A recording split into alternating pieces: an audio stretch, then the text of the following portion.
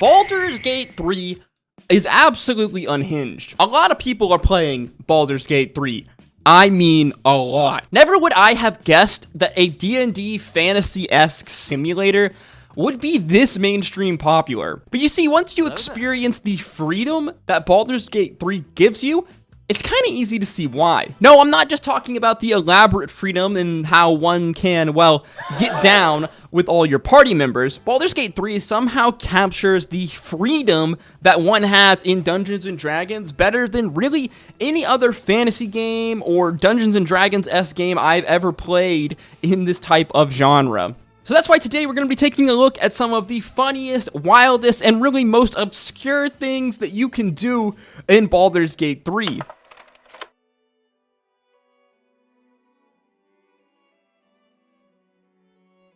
As I said, this game gives you an insane amount of freedom, so much so that it's actually a little bit overwhelming. Want to respec all your party to druids and create an army of woodland beings?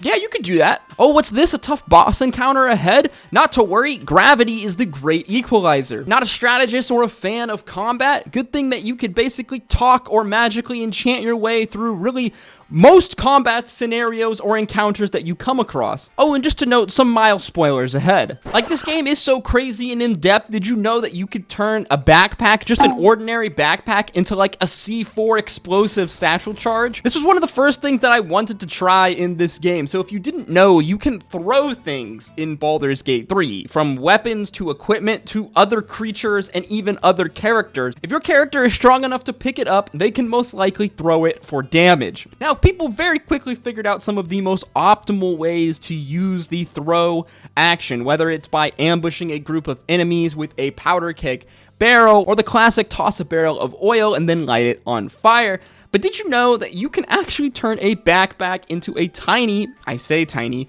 C4 explosive charge? Just take an extra backpack, pack it full of explosives and other flammable objects, and then find a high place. From here, you'll want to line up your shot and chuck it at your enemy. On impact, the backpack will break, releasing all of the contents inside of it for, well, explosive effect. On a similar note, Baldurs Gate 3 as a game encourages you to fight dirty. No, not like that. We haven't even talked about romance stuff yet. What I mean is that you are incentivized in Baldurs Gate 3 to fight combats dirty, to set ambushes and meticulously prep battlefields before combat even starts. Next time you plan on getting into combat against an unsuspecting foe, why don't you drop a bunch of items on a high point and then have one of your casters summon a mage hand, basically to create a mobile artillery unit. Having the mage hand chuck these items, maybe even more explosives, onto your enemies below. Now imagine for one moment a world in which you had 4 active mage hands and a big ol' supply of explosive and sharp and damaging materials. As I said earlier, in Baldurs Gate 3, you can respec your character as well as your fellow party members to any class, any multi-class that you want. So you can imagine people came up with some, well, hilarious situations. You want an army of bears? Respect all of your classes to ranger and summon an animal companion for an army of 4 bears. Oh, that's not a big enough army for you? How about 4 druids all summoning woodland beings as well as elementals? I'm not joking when I say that this game truly has something for everyone. Get off from people licking your feet.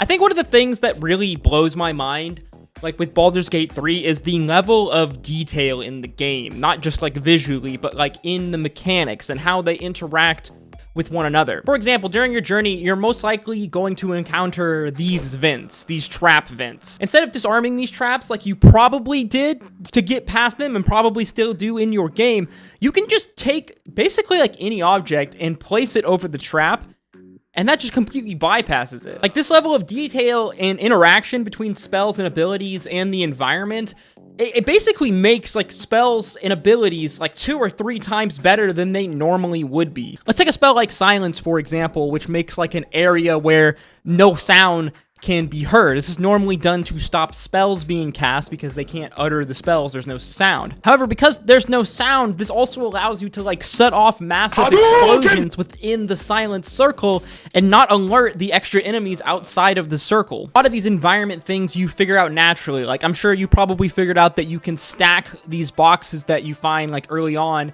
in chapter 1. From here, you can just hang out up high, you can jump off of them, you can use them to cross bridges, all sorts of stuff.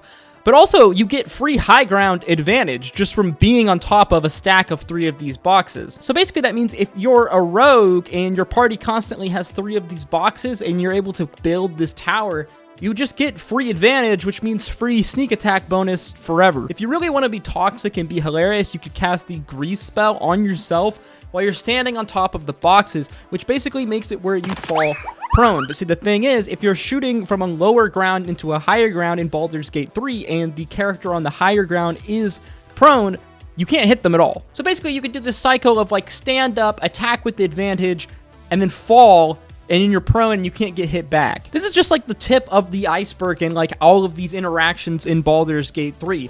Like, for example, you can take like one singular gold coin, cast light on it, and then throw that coin ahead of you to safely navigate around areas and just constantly pick the coin up and throw it again. In this game, you can dip your weapons into like different things like acid, fire, I think even electricity. What's even crazier though is that if your character is on fire, you can dip the fire off of yourself onto the weapon. As well, you can then use your own blood or the blood of your enemies to put out the fire on your body, because fire in Baldur's Gate 3 kind of almost behaves like water. It can be frozen, and I think it can also be electrocuted. Here's something else you probably didn't know about Baldur's Gate 3. Potions are AOE. Yes, potions emit a small radius if you break them or you to throw them and hit them with a weapon, meaning that if you were to gather all of your party together in a small little circle, you could get the benefits of a potion onto everyone. This isn't just true for health potions. I'm talking like any potion. Posts of haste, speed,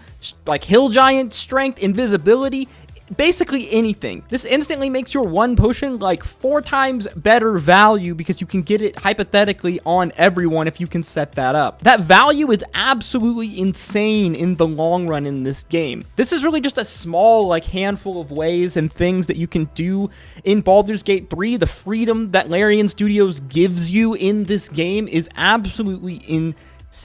Like, this game is truly immense. The amount of options that players have, whether it's dialogue or just where to go, what quests to engage in, how to play your character, what to choose in dialogue options, what skill to roll. Literally, it feels like anything you choose or do matters somehow in the long run in this game, and it really does feel like almost every NPC has some kind of a unique interaction or gives you side quests. I mean, hell, you can communicate and do things with like every single animal in the game. I swear, like every time I go out to quest in this game with one singular goal in mind, I instantly get distracted because I randomly stumble upon like a cave or some dungeon, or we stumble upon down a well and all of a sudden there's massive spiders. Like, this game is truly one of the most replayable story games I think I've ever played. Like, no 2 players will ever have the same interaction, and let alone if it's completely different if you were to play the game solo versus play the game with your friends. Honestly, to truly get that Dungeons and Dragons experience that Baldur's Gate 3 gives you, you need to play it